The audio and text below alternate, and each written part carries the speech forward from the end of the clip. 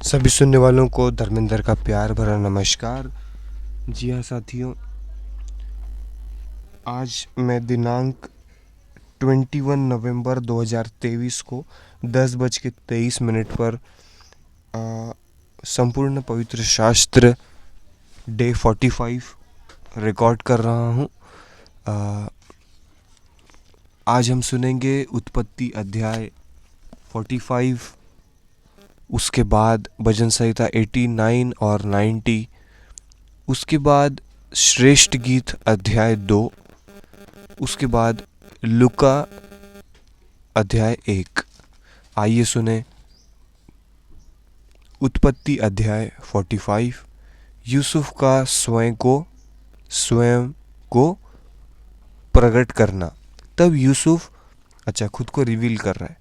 तब यूसुफ उन सब के सामने जो उसके आसपास खड़े थे अपने को और रोक न सका और पुकार के कहा, मेरे आसपास से सब लोगों को बाहर कर दो।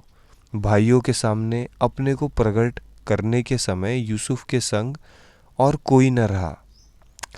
तब वह चिल्ला चिल्ला कर रोने लगा और मिस्रियों ने सुना और फिरौन के घर के लोगों को भी इसका समाचार मिला।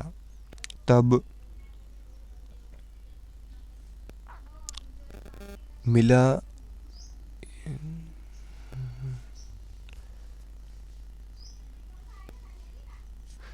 यूसुफ अपने भाइयों से कहने लगा, मैं यूसुफ हूँ, क्या मेरा पिता अब तक जीवित है? इसका उत्तर उसके भाई न दे सके क्योंकि वे उसके सामने घबराए गए थे। फिर यूसुफ ने अपने भाइयों से कहा, मेरे निकट आओ। यह सुनकर वे निकट आ गए।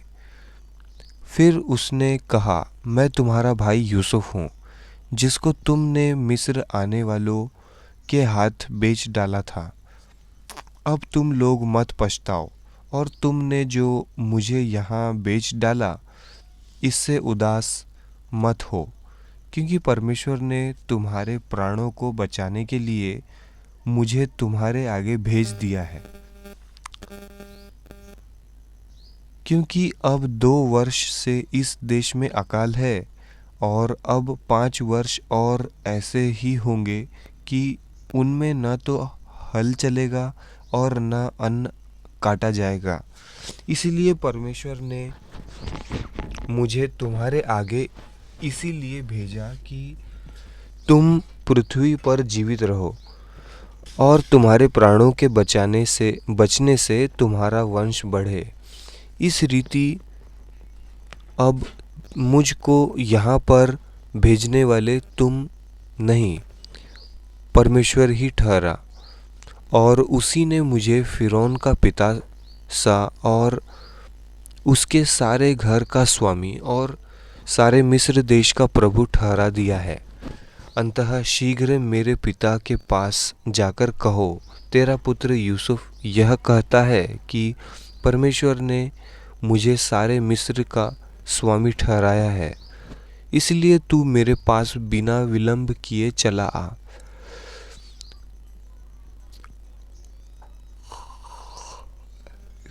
तेरा निवास गोशेन देश में होगा और तू बेटे पोतों, भेड़ बकरियों, गाय बैलों और अपने सब कुछ समेत मेरे निकट रहेगा।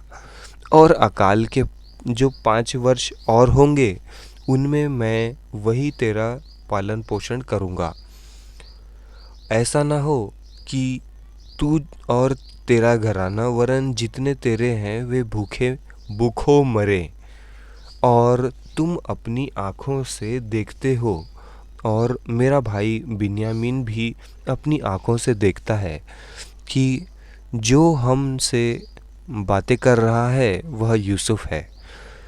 तुम मेरे सब वैभव का जो मिस्र में है और जो कुछ तुमने देखा है उससे उस सब का मेरे पिता से वर्णन करना और तुरंत मेरे पिता को यहाँ ले आना। तब वह अपने भाई बिन्यामीन के गले से लिपटकर रोया और बिन्यामीन भी उसके गले से लिपटकर रोया। वह अपने सब भाइयों को भी चूमकर रोया और इसके पश्चात उसके भाई उससे बातें करने लगे। इस बात का समाचार कि यूसुफ के भाई आए हैं फ़िरौन के भवन तक पहुंच गया, और इससे फ़िरौन और उसके कर्मचारी प्रसन्न हुए। इसलिए फ़िरौन ने यूसुफ से कहा, अपने भाइयों से कहा कि यह एक काम करो अपने भाइयों से कहा कि एक काम करो, अपने पशुओं को लादकर कनान देश में चले जाओ और अपने पिता और अपने अपने अपने अपने घर के लोगों को लेकर मेरे पास आओ, और मिस्र देश में जो कुछ अच्छे से अच्छा है वह तुम्हें वह मैं तुम्हें दूंगा, और तुम्हें देश के उत्तम से उत्तम पदार्थ खाने को मिलेंगे। और तुझे आज्ञा मिली है, तुम एक काम करो कि मिस्र देश से अपने बाल बच्चों और स्त्रियों के लिए गाड़ियाँ ले जाओ और अपने पिता को ले आओ, और अपनी सामग्री का मोह न करना, क्योंकि अच्छे सारे मिस्र देश में जो कुछ अच्छे से अच्छा है वह तुम्हारा है। इज़राइल के पुत्रों ने वैसा ही किया, और यूसुफ ने फ़िरौन की आज्ञा के अनुसार उन्हें गाड़ियाँ दी और मार्ग के लिए भोजन सामग्री भी दी। उनमें से एक एक जन को उसने एक एक जोड़ा वस्त्र भी दिया, और बिन्यामीन को 300 रुपए के टुकड़े और 5 जोड़े वस्त्र दिए। अपने पिता के पास उसने जो भेजा वह यह है, अर्थात मिस्र की अच्छी वस्तुओं से लदे हुए 10 गधे और अन्न और रोटी, और उसके पिता के मार्ग के लिए भोजन वस्तु से लदी हुई 10 गदहियाँ। तब उसने अपने भाइयों को विदा किया और वे चल दिए, और उसने उनसे कहा, मार्ग में कहाँ झगड़ा न करना। मिस्र से चलकर वे कनान देश में अपने पिता याकूब के पास पहुँचे, और उससे यह कहा, यूसुफ अब तक जीवित है, और सारे मिस्र देश पर प्रभुता वही करता है। पर उसने उनकी प्रतीति न की, और वह अपने आप में न रहा। तब उन्होंने अपने पिता याकूब से यूसुफ की सारी बातें जो उसने उनसे कही थी कह दी। तब उसने उन गाड़ियों को देखा जो यूसुफ ने उसके ले आने के लिए भेजी थी। तब उसका चित्त स्थिर हो गया, और इज़राइल ने कहा, बस मेरा पुत्र यूसुफ अब तक जीवित है, मैं अपनी मृत्यु से पहले जाकर उसको देखूंगा। तो यहाँ पर यूसुफ का पिता याकूब अपने बेटे यूसुफ को देखने की इच्छा जताता है। इसी के साथ उत्पत्ति अध्याय 45 समाप्त हुआ। आइए सुने भजन संहिता 89 और उसके बाद 90। 89 राष्ट्रीय विपत्ति के समय स्तुति गान। मैं यहोवा की सारी करुणा के विषय सदा गाता रहूँगा। मैं तेरी सच्चाई पीढ़ी से पीढ़ी तक बताता रहूँगा, क्योंकि मैंने कहा, तेरी करुणा सदा बनी रहेगी। तू स्वर्ग में अपनी सच्चाई को स्थिर रखेगा। तूने कहा, मैंने अपने चुने हुए से वाचा बांधी है। मैंने अपने दास दाऊद से शपथ खाई है, मैं तेरे वंश को सदा स्थिर रखूँगा और तेरी राजगद्दी को पीढ़ी से पीढ़ी तक बनाए रखूँगा। हे यहोवा, स्वर्ग में तेरे अद्भुत काम की और पवित्रों की सभा में तेरी सच्चाई की प्रशंसा होगी, क्योंकि आकाश मंडल में यहोवा के तुल्य कौन ठहरेगा। बलवंतों के पुत्रों में से कौन है जिसके साथ यहोवा की उपमा दी जाएगी। परमेश्वर पवित्र लोगों की गोष्ठी में अत्यंत प्रतिष्ठा के योग्य और अपने चारों ओर सब रहने वालों से अधिक भय योग्य है। हे सेनाओं के परमेश्वर यहोवा, हे याह, तेरे तुल्य कौन सामर्थी है। तेरी सच्चाई तो तेरे चारों ओर है। हे सेनाओं के परमेश्वर यहोवा, हे याह, तेरे तुल्य कौन है? तेरे तुल्य कौन सामर्थी है? तेरी सच्चाई तो चारों ओर है। समुद्र के गर्व को तू ही तोड़ता है। जब उसके तरंग उठते हैं तब तू उनको शांत कर देता है। तूने रहब को घात किए हुए के समान कुचल डाला और अपने शत्रुओं को अपने बाहुबल से तितर बितर किया है। आकाश तेरा है, पृथ्वी भी तेरी है, जगत और जो कुछ उसमें है उसे तू ही ने स्थिर किया है। उत्तर और दक्षिण को तू ही ने सिरजा। ताबोर और हेमरोन तेरे नाम का जय जयकार करते हैं। तेरी भुजा बलवंत है, तेरा हाथ शक्तिमान और तेरा दाहिना हाथ प्रबल है। तेरा सिंहासन का मूल धर्म और न्याय है। करुणा और सच्चाई तेरे आगे आगे चलती है। क्या ही धन्य है वह समाज जो आनंद के ललकार को पहचानता है। हे यहोवा, वे लोग तेरे मुख के प्रकाश में चलते हैं। वे तेरे नाम के हेतु दिन भर मगन रहते हैं और तेरे धर्म के कारण महान हो जाते हैं। क्योंकि तू उनके बल की शोभा है और अपनी प्रसन्नता से हमारे सिंग को ऊंचा करेगा। क्योंकि हमारी ढाल यहोवा की ओर से है, हमारा राजा इज़राइल के पवित्र की ओर से है। दाऊद के साथ परमेश्वर की वाचा। एक समय तूने अपने भक्त को दर्शन देकर बातें की और कहा, मैंने सहायता करने का भार एक वीर पर रखा है और प्रजा में से एक को चुनकर बढ़ाया है। मैंने अपने दास दाऊद को लेकर अपने पवित्र तेल से उसका अभिषेक किया है। मेरा हाथ उसके साथ बना रहेगा और मेरी भुजा उसे दृढ़ रखेगी। शत्रु उसको तंग करने न पाएगा और कुटिल जन उसको दुख देने पाएगा। मैं उसके शत्रुओं को उसके सामने से नष्ट करूंगा और उसके बैरियों पर विपत्ति डालूंगा। परंतु मेरी सच्चाई और करुणा उस पर बनी रहेगी और मेरे नाम के द्वारा उसका सिंग ऊंचा हो जाएगा। मैं समुद्र को उसके हाथ के नीचे और महानदों को उसके दाहिने हाथ के नीचे कर दूंगा। वह मुझे पुकार के कहेगा, तू मेरा पिता है, मेरा परमेश्वर और मेरे उद्धार की चट्टान है। फिर मैं उसको अपना पहिलौठा और पृथ्वी के राजाओं पर प्रधान ठहराऊंगा। मैं अपनी करुणा उस पर सदा बनाए रहूंगा और मेरी वाचा उसके लिए अटल रहेगी। मैं उसके वंश को सदा बनाए रखूंगा और उसकी राजगद्दी स्वर्ग के समान सर्वदा बनी रहेगी।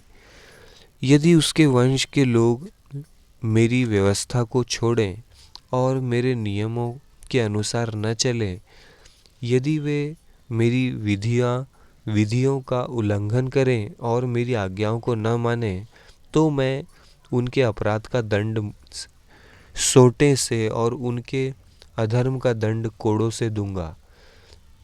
परंतु मैं अपनी करुणा उस पर से न हटाऊंगा और न सच्चाई त्याग कर झूठा ठहरूंगा। मैं अपनी वाचा न तोड़ूंगा और जो मेरे मुंह से निकल चुका है उसे न बदलूंगा।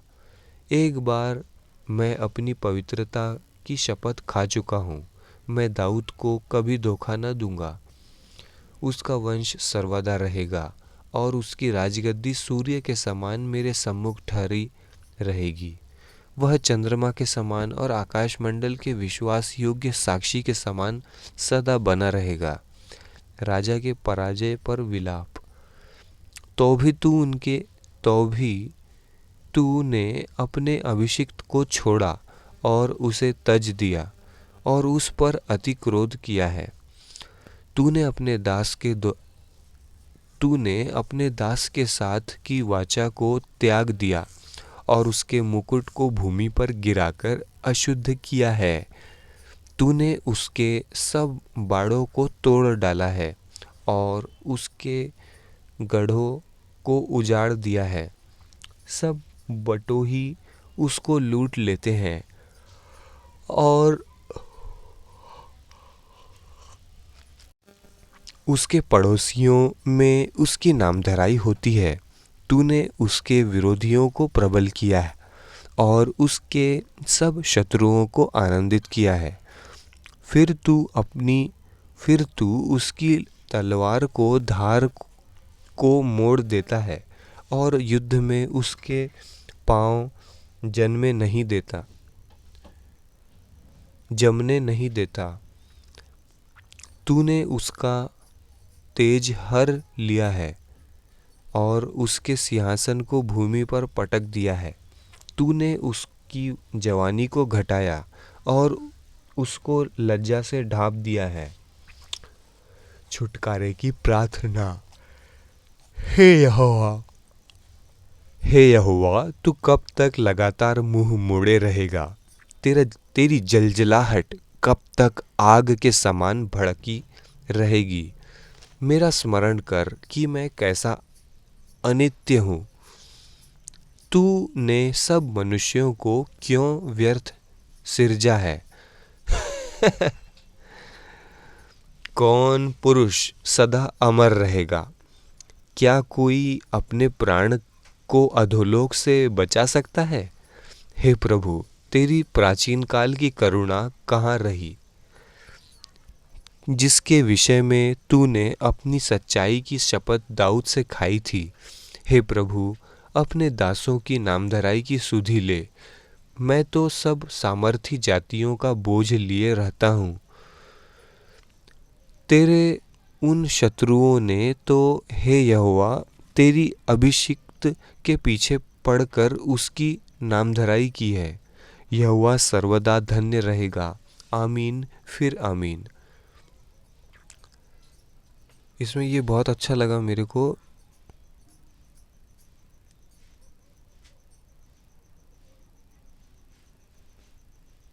मैं तो सब सामर्थी जातियों का बोझ लिए रहता हूँ। ओके, इसी के साथ अभी चौथा भाग शुरू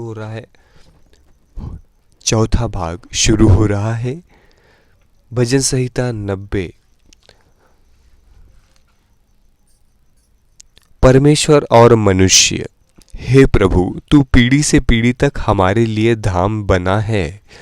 इससे पहले कि पहाड़ उत्पन्न हुए या तूने पृथ्वी और जगत की रचना की, वरन अनादिकाल से अनंत काल तक तू ही परमेश्वर है। तू मनुष्यों को लौटाकर मिट्टी में ले जाता है और कहता है, हे आदमियों, लौट जाओ, क्योंकि 1000 वर्ष तेरी दृष्टि में ऐसे हैं जैसा कल का दिन जो बीत गया, या जैसे रात का एक पहर। तू मनुष्यों को धारा में बहा देता है, वे स्वप्न से ठहरते हैं। वे भोर को बढ़ाने वाली घास के समान होते हैं। वह भोर को फूलती और बढ़ती है और सांझ तक कटकर मुरझा जाती है। क्योंकि हम तेरे क्रोध से भस्म हुए हैं और तेरी जलजलाहट से घबरा गए हैं। तूने हमारे अधर्म के कामों को अपने सम्मुख और हमारे छिपे हुए पापों को अपने मुख की ज्योति में रखा है। क्योंकि हमारे सब दिन तेरे क्रोध में बीते जाते हैं। हम अपने वर्ष शब्द के समान बिताते हैं। हमारी आयु के वर्ष 70 तो होते हैं, और चाहे बल के कारण 80 वर्ष भी हो जाएं, तो भी उसका घमंड केवल कष्ट और शोक ही है। वह जल्दी कट जाती है और हम जाते रहते हैं। तेरे क्रोध की शक्ति को और भय के योग्य तेरे रोष को कौन समझता है। हमको अपने दिन गिनने की समझ दे कि हम बुद्धिमान हो जाएं। हे यहोवा, लौट आ। कब तक? और अपने दासों पर तरस खा। भोर को हमें अपनी करुणा से तृप्त कर कि हम जीवन भर जय जयकार और आनंद करते रहें। जितने दिन तू हमें दुख देता आया और जितने वर्ष हम क्लेश भोगते आए हैं, उतने ही वर्ष हमको आनंद दे। तेरा काम तेरे दासों को और तेरा प्रताप उनकी संतान पर प्रकट हो। हमारे परमेश्वर यहोवा की मनोहरता हम पर प्रकट हो। तू हमारे हाथों के काम हमारे लिए दृढ़ कर, हमारे हाथों के काम को दृढ़ कर। भजन संहिता 90 समाप्त हुआ। आइए सुने श्रेष्ठ गीत अध्याय 2। मैं शारोन देश का गुलाम, मैं शारोन देश का गुलाब और तराइयों में का सोसन फूल हूँ। वर, जैसे सोसन फूल कटीले पेड़ों के बीच, वैसे ही मेरी प्रिय युवतियों के बीच में है। वधू, जैसे सेब का वृक्ष जंगल के वृक्षों के बीच में, वैसे ही मेरा प्रेमी जवानों के बीच में है। मैं उसकी छाया में हर्षित होकर बैठ गई और उसका फल मुझे खाने में मीठा लगा। वह मुझे भोज के घर में ले आया और उसका जो झंडा मेरे ऊपर फहराता था वह प्रेम था। मुझे किशमिश खिलाकर संभालो, सेब खिलाकर बल दो, क्योंकि मैं प्रेम में रोगी हूँ। काश उसका बायां हाथ मेरे सिर के नीचे होता और अपने दाहिने हाथ से वह मेरा आलिंगन करता। हे यरूशलेम की पुत्रियों, मैं तुमसे चिकारियों और मैदान की हरिणियों की शपथ धराकर कहती हूँ कि जब तक प्रेम आपसे न उठे, तब तक उसको न उकसाओ न जगाओ। दूसरा गीत वधू। मेरे प्रेमी का शब्द सुन पड़ता है। देखो, वह पहाड़ों पर कूदता और पहाड़ियों को फांदता हुआ आता है। मेरा प्रेमी चिकारे या जवान हरिण के समान है। देखो, वह हमारी दीवार के पीछे खड़ा है और खिड़कियों की ओर ताक रहा है और झंझरी में से देख रहा है। मेरा प्रेमी मुझसे कह रहा है, वर, हे मेरी प्रिय, हे मेरी सुंदरी, उठकर चली आ, क्योंकि देख जाड़ा जाता रहा, वर्षा भी हो चुकी और जाती रही है। पृथ्वी पर फूल दिखाई देते हैं, चिड़ियों के गाने का समय आ पहुंचा है और हमारे देश में पिंडुक का शब्द सुनाई देता है। अंजीर पकने लगे हैं और दाखलताएं फूल रही हैं, वे सुगंध दे रही हैं। हे मेरी प्रिय, हे मेरी सुंदरी, उठकर चली आ। हे मेरी कबूतरी, पहाड़ की दरारों में और टीलों के कुंज में मुझे अपना मुख देखने दे, मुझे अपना बोल सुनने दे, क्योंकि तेरा बोल मीठा और तेरा मुख अति सुंदर है। जो छोटी लोमड़ियाँ दाख की बारियों को बिगाड़ती है, उन्हें पकड़ ले, क्योंकि हमारी दाख की बारियों में फूल लगे हैं। वधू, मेरा प्रेमी मेरा है और मैं उसकी हूँ। वह अपनी भेड़ बकरियाँ सोसन फूलों के बीच में चराता है। जब तक दिन ठंडा न हो और छाया लंबी होते होते मिट न जाए, तब तक हे मेरे प्रेमी उस चिकारे या जवान हरिण के समान बन, जो बेतेर के पहाड़ों पर फिरता है। श्रेष्ठ गीत अध्याय 2 समाप्त हुआ। लूका अध्याय 1। परिचय। बहुतों ने उन बातों का जो हमारे बीच में बीती है इतिहास लिखने में हाथ लगाया है, जैसा कि उन्होंने जो पहले ही से इन बातों के देखने वाले और वचन के सेवक थे, हम तक पहुंचाया। इसलिए हे श्रीमान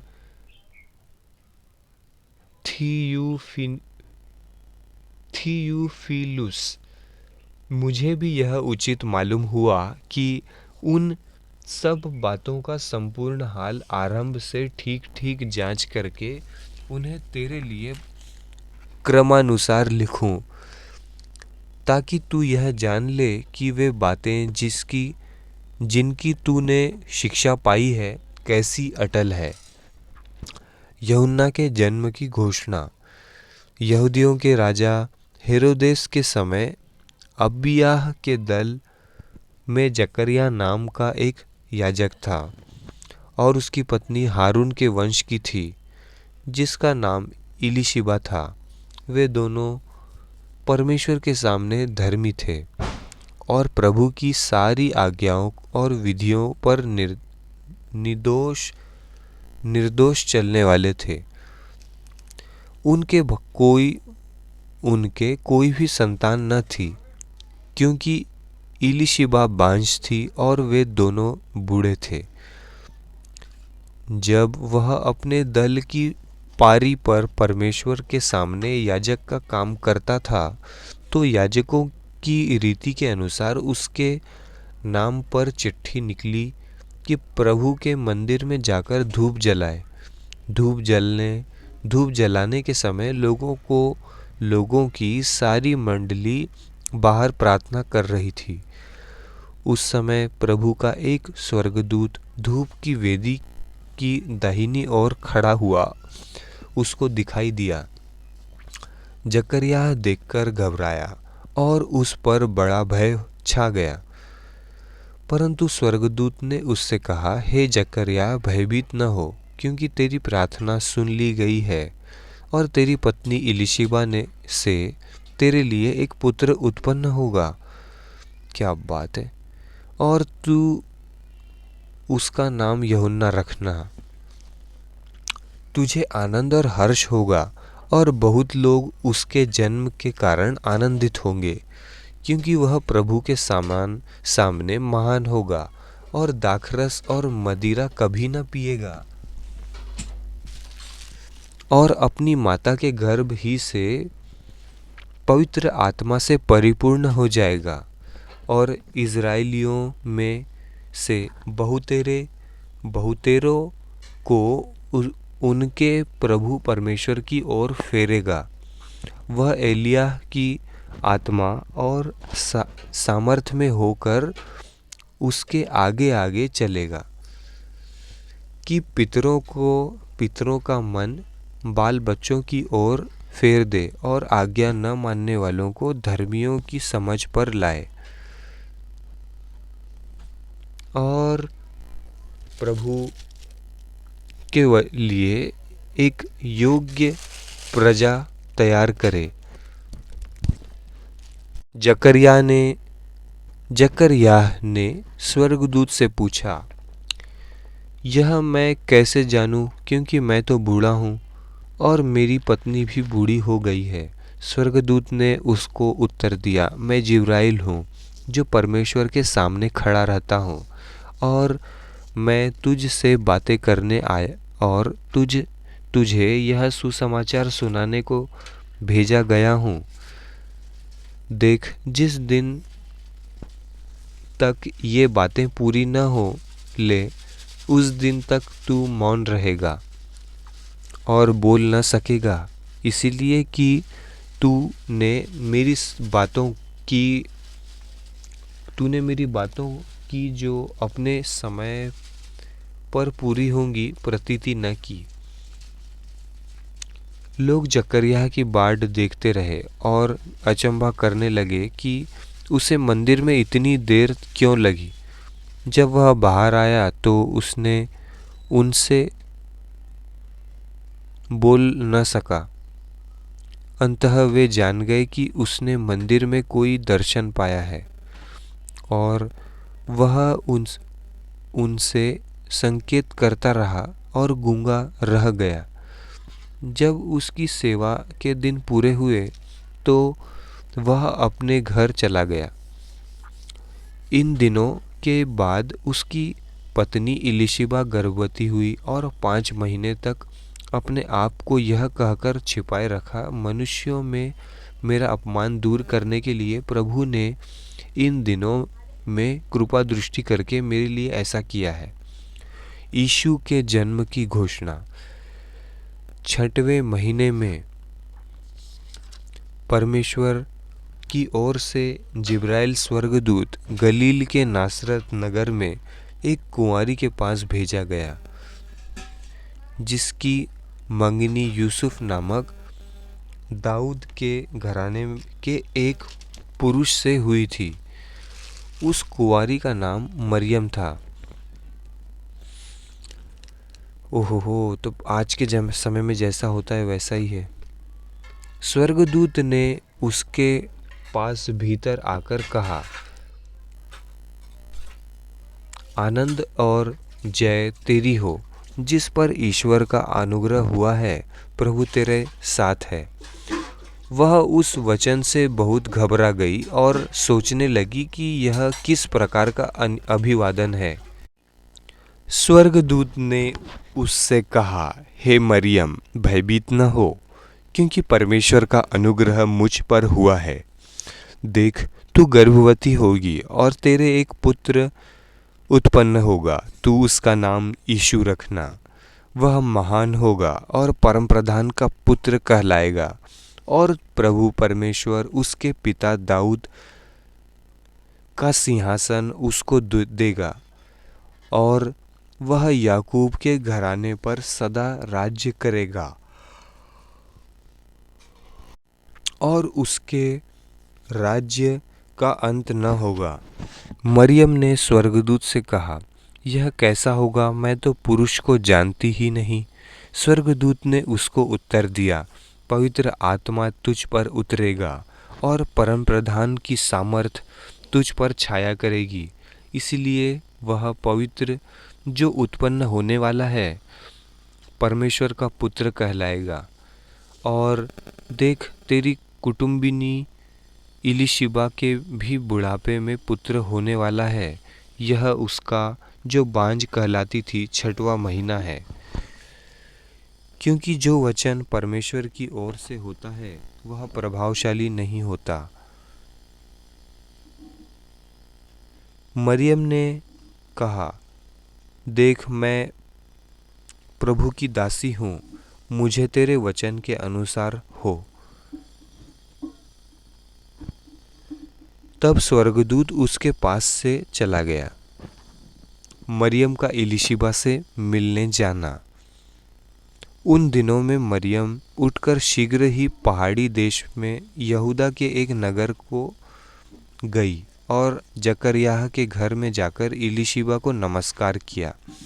ज्यों ही इलिशिबा ने मरियम का नमस्कार सुना, त्यों ही बच्चा उसके पेट में उछला और इलिशिबा पवित्र आत्मा से परिपूर्ण हो गई और उसने बड़े शब्द से पुकार कर कहा, तू स्त्रियों में धन्य है और तेरे पेट का फल धन्य है।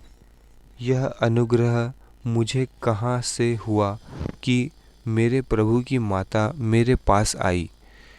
देख, ज्यों ही तेरे नमस्कार का शब्द मेरे कानों में पड़ा, त्यों ही बच्चा मेरे पेट में आनंद से उछल पड़ा।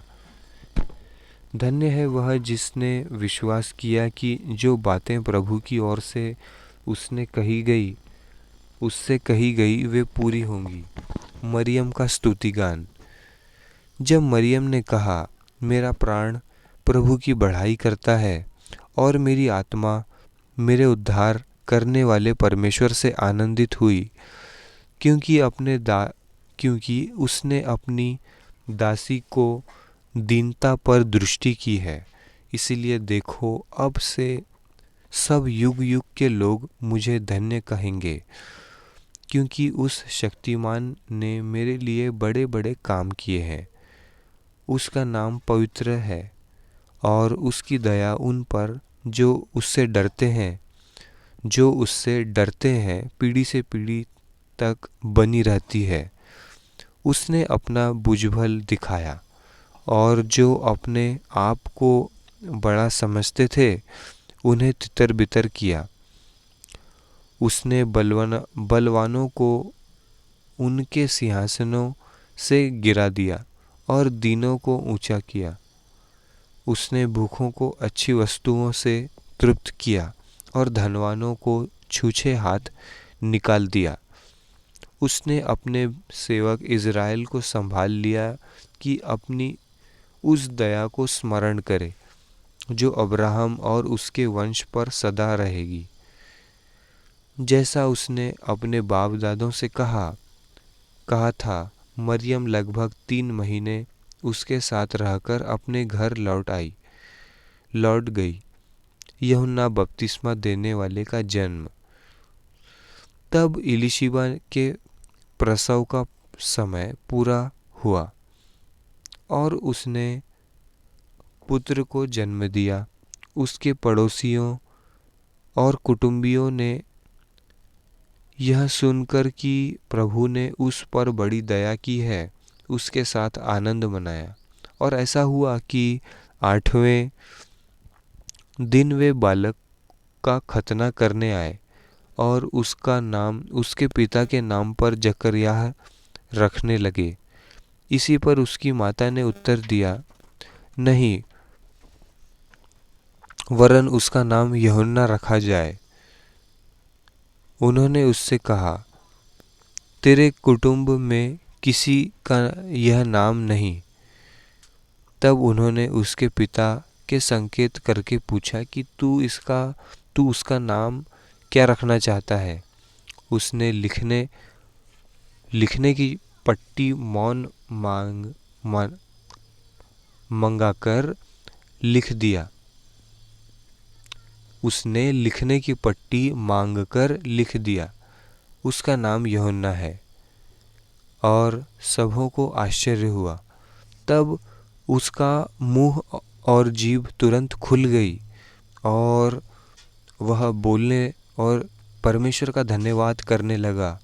उसके आसपास के सब रहने वालों पर भय छा गया और उन सब बातों की चर्चा यहूदिया के सारे पहाड़ी देश में फैल गई। और सब सुनने वालों ने अपने अपने मन में विचार करके कहा, यह बालक कैसा होगा, क्योंकि प्रभु का हाथ उसके साथ था।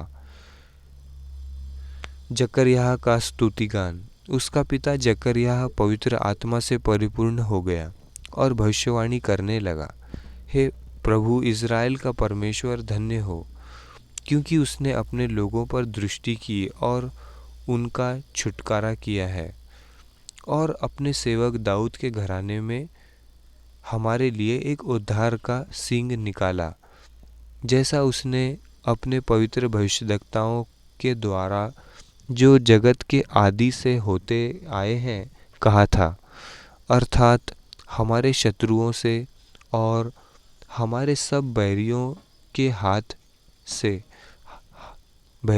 हाथ से हमारा उद्धार किया है, कि हमारे बाप दादों पर दया करके अपनी पवित्र वाचा का स्मरण करे और यह शपथ जो उसने हमारे पिता अब्राहम से खाई थी कि वह हमें यह देगा कि हम अपने शत्रुओं के हाथ से छूटकर उसके सामने पवित्रता और धार्मिकता से जीवन भर निडर रहकर उसकी सेवा करते रहें।